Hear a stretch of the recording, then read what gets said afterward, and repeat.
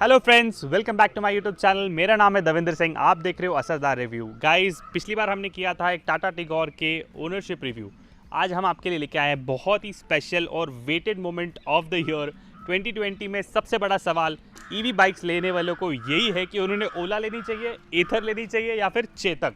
तो गाइस, हम लेके आए हैं इस प्लेटफॉर्म के ऊपर एक ओला के ओनर का रिव्यू। यस, एक ही महीना हुआ है उस गाड़ी को लेकर के, बट उन्होंने 2000 किलोमीटर क्रॉस कर दिए हैं। तो उन्होंने किस तरीके से गाड़ी परचेस की, कैसे डिलीवरी ली है, वो सारी चीज़ें हम उन्हीं से पूछेंगे इस चैनल के ऊपर। तो don't skip this video and just go for it. And अगर आप नए हो इस चैनल पे तो do not forget to like, share and subscribe. तो फ्रेंड्स, चैनल पे मैं वेलकम करता हूँ बीमा शंकर जी का, जो रिसेंटली ओला परचेस की है। तो उनका क्या एक्सपीरियंस रहा है उसी को हम देखते हैं और उनसे बात करते हैं उनका इस गाड़ी को लेकर के क्या एक्सपीरियंस है। तो बीमा शंकर जी, सबसे पहला मेरा आपसे यही सवाल है कि आपने ईवी गाड़ी ही क्यों लेना चाहिए? देखिए, अभी पेट्रोल का बढ़ता दाम और डेली का मेरा रनिंग बहुत ज़्यादा है। मान लीजिए 40, 50, 60 किलोमीटर डेली हो जाता है। तो जैसे ये इलेक्ट्रिक बाइक लॉन्च हुई तब सबसे पहले मैं कौन सा लेना चाहूँ सर्च किया मैंने मार्केट में। ओके। तो काफ़ी सारी गाड़ियाँ चेक की, किसी में कुछ ना कुछ प्रॉब्लम है। कोई रेंज कम दे रहा है तो कुछ का हार्डवेयर थोड़ा सा वीक है। ओके। तो जैसे ही ओला ने लॉन्च किया तो सब जैसे उन्होंने नेट पे ऐड डाला, हाँ, तब पता चला कि सब कुछ एवरीथिंग जैसे मुझे चाहिए था सब कुछ उसमें है। ओके। तो उसी वक्त जैसे ही उनका विंडो लॉन्च हुआ फिर हमने वो बुक कर दिया। तो जैसे ही ओला ने पहला अपना लॉन्चिंग और ओपनिंग बुकिंग का अमाउंट दिया, आपने उसी टाइम पे उसको? हाँ, डे 1 में ही हमने बुक कर लिया था। करेक्ट। आपने इसके अलावा कोई और दूसरी ईवी गाड़ी देखी थी? वो हाँ, कौन सी थी? मैंने ओकिनावा का भी ये लिया था, टेस्ट राइड वगैरह सब लिया था। ओके। लेकिन इसकी रेंज में देखेंगे तो प्राइस और दोनों का मैच नहीं हो रहा था, क्योंकि प्राइस भी ज़्यादा है और इसके फीचर के सामने उसके फीचर एकदम मामूली लग रहे थे। तो बीमा शंकर जी, आपने इसका ऑन रोड प्राइस कितना भरा है? मेरे को ये सर 1 लाख के अंडर पड़ा है, 99 के आसपास। 99 के। और इसका आपने इंस्टॉलमेंट किस तरीके से भरा है या आपने इसको कैश पे लिया है? हाँ, हमने, मेरे एक दोस्त है डॉक्टर निखिल पवार, तो उन्होंने ये सारा पूरा बुकिंग किया था ओला ऐप से। उन्हीं के थ्रू पूरा काम हुआ है, क्योंकि मैं कंटिन्यू काम में इतना बिजी है कि मेरे को इसका कोई नॉलेज नहीं था। ओके। उन्होंने बोला कि उन्होंने ऑलरेडी इसका रिवोल्ट का बाइक लिया था। ओके। तो उनका देख के मुझे भी लगा, क्योंकि मेरे लिए तो बाइक कुछ पॉसिबल है, क्योंकि मेरे को सामान का बहुत जरूरत है, मेरे पेंटिंग का काम है मेरा जी। तो मेरे को ये कम से कम स्पेस चाहिए ही। तो उन्होंने बाइक लिया तो मैंने स्कूटर लेना सोचा, तो स्कूटर में मेरे को यही बेस्ट लगा और उन्होंने कहा। तो बीमा शंकर जी, मैं आपसे ये पूछना चाहता हूँ कि ये गाड़ी पे अब तक आपने मैक्सिमम डिस्टेंस कितना कवर किया है? मतलब कोई ऐसा लॉन्ग डिस्टेंस पे आप गाड़ी को लेके गए हो या फिर आपने सिटी में लोकली चलाई है? नहीं, लोकल में नहीं, मैंने इसका मैक्सिमम जितना डेली होता है पूरा वसूल किया है। ओके। मैंने एक मुलसी में काम लिया था, जो मेरे घर से 36 किलोमीटर है। ओके। तो 36 किलोमीटर जाना और आना, मतलब लगभग 80 किलोमीटर का रेंज तो पूरा वसूल हुआ है। लास्ट का जो 20 किलोमीटर है वो इसमें इको मोड में चली जाती है, मतलब 45 के आगे स्पीड नहीं देती है। ओके। तो वो भी चला के देखिए, मान लीजिए लास्ट तक 10-10 किलोमीटर तक वो वैसे चली है। धीरे धीरे। लेकिन 90 किलोमीटर तक आप बिंदास चला सकते हैं, कोई इशू नहीं है। और साथ ही मैं ये भी पूछना चाहूँगा कि इसका चार्जिंग टाइम कैसा है? मतलब आप कितना चार्जिंग टाइम चार्ज करने के लिए? अप्रोक्सीमेटली ये 4 घंटे तो लेती है आराम से, 4 घंटे लेती है फुल चार्ज होने में। हाँ, क्योंकि इसका बैटरी कैपेसिटी भी दूसरे ईवी गाड़ियों से थोड़ा बड़ा है, तो इसको चार्जिंग टाइम भी थोड़ा ज़्यादा ही लगता है। और चार्जर किस तरीके का है इसको? 5 एम्पियर का चार्जर या 15 एम्पियर का? 5 एम्पियर का दिया है नॉर्मल, हम जिसमें अपना मोबाइल चार्ज कर सकते हैं उसी प्लग में ये लग जाता है। इसके लिए कोई अलग से सॉकेट भी जो है दूसरे एथर या दूसरे चेतक के जैसा नहीं है, 5 एम्पियर का नॉर्मल सॉकेट है, नॉट इवन कन्वर्टर। तो वो भी एक अच्छी बात है कि आप नॉर्मल जहाँ पे आप चार्ज कर रहे हो आपके मोबाइल फ़ोन, उसी पे आप गाड़ी भी चार्ज कर सकते हो। कोई स्पेशल इंस्टॉलेशन इसकी ज़रूरत नहीं है। तो मुझे ये भी बताइए कि इसका कोई, अगर आप फ्लैट में रहते हो या फिर बंगलों में? तो मेरा खुद का इंडिपेंडेंट घर है सर। इंडिपेंडेंट घर, तो आप तो पार्किंग एरिया में इसको चार्ज करते हो। बराबर। तो कंपनी ने जिसके फ्लैट सिस्टम्स हैं उनके लिए कुछ प्लान आउट किया हुआ है? आपको कुछ उसका कुछ आइडिया? चार्ज लेकर शायद वो इंस्टॉलेशन करके दे रहे, वो 5 एम्पियर के सॉकेट का। मीटर से आपको लाइन वगैरह दे रहे हैं कंपनी वाले जिनका फ्लैट का? हाँ, मैंने सुना है वैसा ही कर रहे हैं, लेकिन मैंने तो पूरा मेरा सेटअप रेडी है घर पे। ओके। आपका इंडिविजुअल हाउस है तो आपको थोड़ा इजी पड़ता है उसी चीज़ को। तो जिसका जो फ्लैट सिस्टम में रहते हैं 3rd या 4th फ्लोर पे, तो कंपनी का कहना है कि वो आपको एक वाइड पार्किंग में आपके एरिया में लगा के दे सकते हैं। वो एक चीज़ है जो कंपनी क्लेम करती है इनको फिलहाल, और मैं भी इस बात का कमिटमेंट नहीं देता हूँ। तो बीमा शंकर जी, कंपनी ने इसको कोई फ्री सर्विसिंग भी दी हुई है या फिर आपको सारा पेड सर्विस कराना है? और क्या किलोमीटर्स पे इसका पहला सर्विस आता है? एक्चुअली ये गाड़ी मेरे दोस्त ने बुक किया था, एक्चुअली उसका पूरा नॉलेज उसी के पास है। ओके। लेकिन सर्विस के लिए जैसे अभी 2200 किलोमीटर हो रहा है मेरा गाड़ी, तो मैंने 2000 के पहले फ़ोन किया था कंपनी को, तो उन्होंने बोला कि ऐप पे आपको रिमाइंडर आ जाएगा और जिस दिन रिमाइंडर आ जाएगा उस दिन आप बुक कर लेना। बट लेकिन जो नॉर्मल डिलीवरी बुकलेट रहता है या उसके साथ में आपको बताया होगा कि इसमें कुछ फ्री सर्विसिंग है या कुछ पढ़ा ही नहीं सर, कुछ पढ़ा ही नहीं होगा उसमें, लेकिन कुछ मैंने ध्यान ही नहीं दिया उसके ऊपर। ठीक है। और सर्विस सेंटर के बारे में कुछ आपको बताया कि आपको गाड़ी सर्विसिंग के लिए कहाँ छोड़नी है या फिर कैसा करना है? नहीं नहीं, उसके बारे में मैंने नॉलेज लिया भी नहीं और पता भी नहीं है मुझे। ओके, ठीक है। मैं ये पूछना चाहता हूँ कि डिलीवरी होने से पहले और आपको फुल पेमेंट करने से पहले आपने इस गाड़ी का टेस्ट ड्राइव लिया था हाँ या हाँ फिर हाँ हाँ, बराबर। डायरेक्ट तो आपको डिलीवरी नहीं नहीं, उन्होंने 2-3 जगह पे रखा, भानेर में भी रखा था। उस वक्त तो मैं नहीं गया, लेकिन उसके पहले उन्होंने कल्याणी नगर में रखा था। ओके। तो वहाँ पे हम जाके प्रॉपर टेस्ट राइड लिए हैं और कहाँ पे सेटिस्फाई। रखा था एज सच? मतलब उनका कोई शोरूम वगैरह था या फिर आपको उन्होंने कुछ दिन के लिए शायद कोई होटल का बैक स्पेस ले लिया था पार्किंग और एरिया हाँ, है? पार्किंग एरिया में, और 5-6 गाड़ियाँ रखी थी वहाँ पे। ओके। तो वहीं पे आपका आधार कार्ड और ड्राइविंग लाइसेंस देके, तो जिन लोगों ने बुकिंग की थी वही जाके टेस्ट कर सकते थे या फिर? जिन्होंने 20,000 पेमेंट किया है वही खाली टेस्ट राइड ले सकते थे उस वक्त। ओके। हाँ, तो एज सच नॉर्मल पब्लिक के लिए वहाँ पे टेस्ट ड्राइव अवेलेबल नहीं था। नहीं। जिन्होंने ऑलरेडी 20,000 फर्स्ट इंस्टॉलमेंट जो उनकी है वो पे कर दी थी, उसके बाद में वो जाके वहाँ पे टेस्ट ड्राइव ले सकते थे। और टेस्ट ड्राइव लेने के बाद अगर आपको कंफर्मेशन देना है तो आप नेक्स्ट पेमेंट करते हो या पेमेंट करना पड़ता है आपको, या फिर कैंसिल कर सकते हो? कैंसिल कर सकते हैं। टोटल अमाउंट रिफंडेबल है। टोटल आपने जो 500 रुपये बुक किया है वो भी रिफंडेबल है। Okay. 20,000 भरा वो भी, लेकिन आप जब फुल पेमेंट कर देते हो हाँ, तो फिर रिफंडेबल नहीं, फिर रिफंडेबल नहीं। फिर आपको गाड़ी लेना पड़ेगा। ओके। और टेस्ट ड्राइव बिना किए अगर आप बोलो कि मुझे गाड़ी खरीदनी है आप भेज दो, तो ऐसा कुछ सिस्टम था? मैंने किया वैसे ही। अच्छा, आपने मैंने बिना टेस्ट राइड ही फुल पेमेंट कर दिया था। ओके। तो विमल शंकर जी, आपको पूछ रहा था, गाड़ी आपकी अभी ऑलमोस्ट 2000 किलोमीटर से ज़्यादा चल चुकी है, तो आपका किस तरीके का एक्सपीरियंस रहा है? आपको पता है जब मैंने भी पहली बार एथर लिया था तो फिर जब मैं रोड पे जाता तो 50 से लोग पूछते हैं कि गाड़ी का रिव्यू कैसा है, गाड़ी कैसी है, कहाँ से लिया, कितने में लिया। तो आपको भी कुछ ऐसा फेस करना पड़ा? एक बोलते हैं ना, एक बहुत ही पर्सनल एक्सपीरियंस, वीआईपी फील आता है कि यार हम लोग कुछ ऐसी गाड़ी चला रहे हैं जो मार्केट में किसी के पास है नहीं।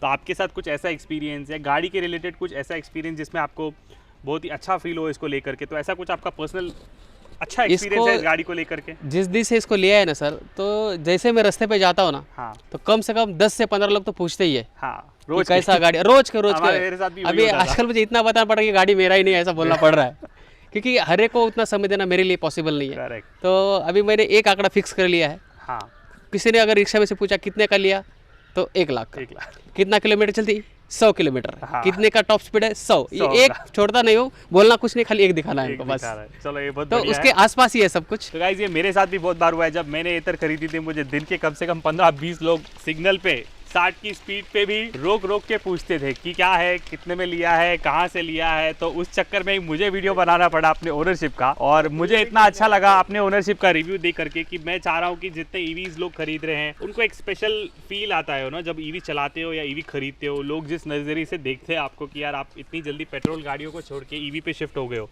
तो एक बहुत पर्सनल एक्सपीरियंस है, बहुत अच्छा लगता है। तो इसके लिए मेरी भी कोशिश है इस चैनल के थ्रू कि मैं मैक्सिमम ईवी गाड़ियों को लेकर के रिव्यूज़ करूँ, उनके ओनर्स के साथ बातचीत करूँ, आपके लिए लेके आओ कि किस तरीके से उनका एक्सपीरियंस रहा है। तो अगर आप ये चैनल पे नए हो तो सब्सक्राइब तो ज़रूर करो। और हम आगे भी बात करते हैं विमल शंकर जी से और पूछते हैं कि उनका इस गाड़ी को चलाते समय कोई ऐसा बैड एक्सपीरियंस रहा है जिसको बहुत डिस्करेज करते हो। तो आपका कुछ ऐसा एक्सपीरियंस रहा है जो बहुत ही बुरा हो गाड़ी को लेकर के, या फिर आपको तंगी आई हो या किसी परेशानी को फेस करना पड़ गया हो?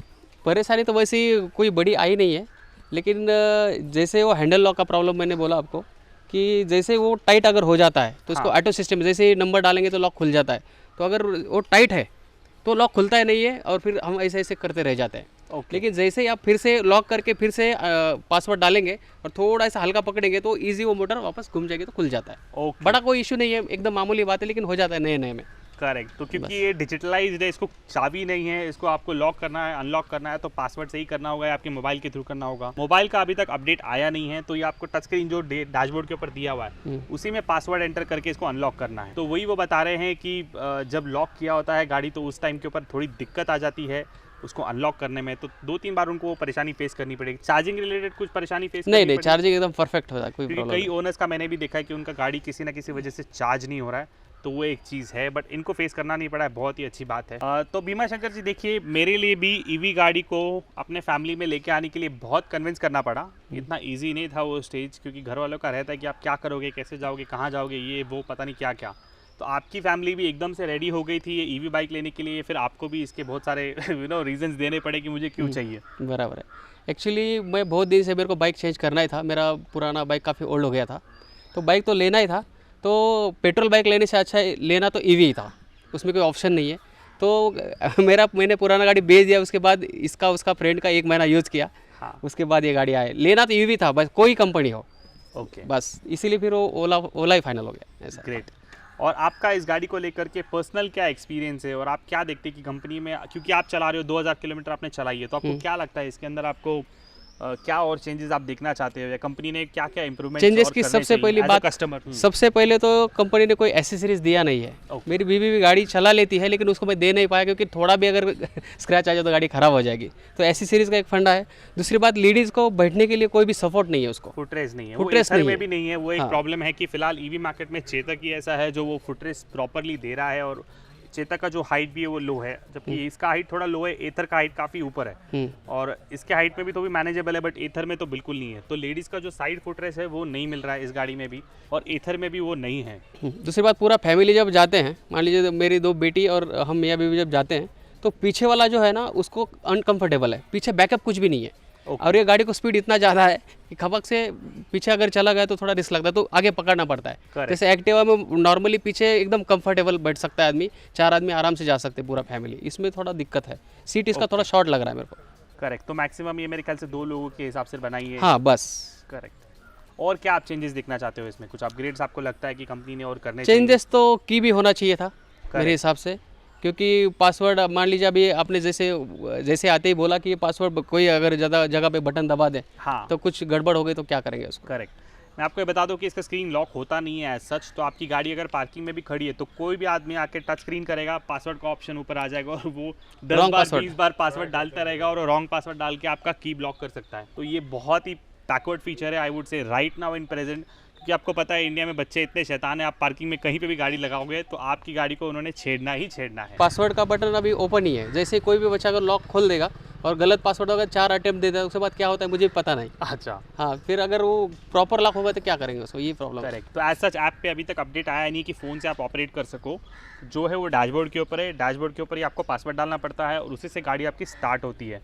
तो टू बी फ्रैंक थोड़ा सा रिस्की लग जाता है। तो बीमा शंकर जी, आपसे मैं पर्सनली ये जानना चाहूँगा हमारे ऑडियंस के लिए कि क्या उनको ये गाड़ी परचेस करनी चाहिए या नहीं। आपने 2000 किलोमीटर चलाए हैं, कुछ आपने पॉइंट्स बताए हैं जैसे कि डैशबोर्ड प्रॉब्लम्स या फिर चार्जिंग का या लॉकिंग ओपन प्रॉब्लम्स, कई लोग चार्जिंग का कई लोग फुट रेस का प्रॉब्लम इशू होता है कि सामान आप ज़्यादा नहीं लेके जा सकते हो। आपका पर्सनल ओपिनियन क्या है हमारे व्यूवर्स के लिए? क्या उनको ये बाइक फिलहाल परचेस करनी चाहिए या फिर इसके अपग्रेड के लिए रुकना चाहिए? देखिए, अभी ओवरऑल जितने मेरे भी इसको लेकर जितने भी मेरी अपेक्षाएं थी हाँ, लगभग पूरी हो चुकी है 99%। थोड़ा बहुत है जो बीच का जो रॉड है वो मेटल वगैरह डालने के लिए थोड़ा दिक्कत देता है जी। फिर भी थोड़ा जुगाड़ करके हम उसको एडजस्ट कर लेते हैं। बाकी ओवरऑल अगर मेरे दोस्त मेरे को पूछते हैं, मेरे भाई पूछते हैं, मेरे मौसी का कोई पूछता है कि लो या ना लो, तो मेरा पर्सनल ओपिनियन यही रहेगा कि बिंदास ले लीजिए। बाकी ओवरऑल गाड़ी इस कॉस्ट में सबसे बेस्ट है। करेक्ट। इस प्राइस रेंज बस प्राइस रेंज में अगर देखा जाए तो पूरा पैसा वसूल गाड़ी है। हाँ, स्पीड में भी कोई कॉम्प्रोमाइज़ नहीं, आपको ऐसा कभी फील नहीं होगा कि ये हम पेट्रोल बाइक चला रहे हैं या फिर ईवी बाइक चला रहे हैं। तो गाइज मैं अपने चैनल के थ्रू बीमा शंकर जी को सबसे पहले तो धन्यवाद देना चाहता हूँ कि वो हमारे चैनल पे आए हैं। Thank you so much. आपने अपना टाइम निकाला, हमें गाड़ी दिखाई आपकी रिसेंटली परचेस की हुई, इन्होंने अपना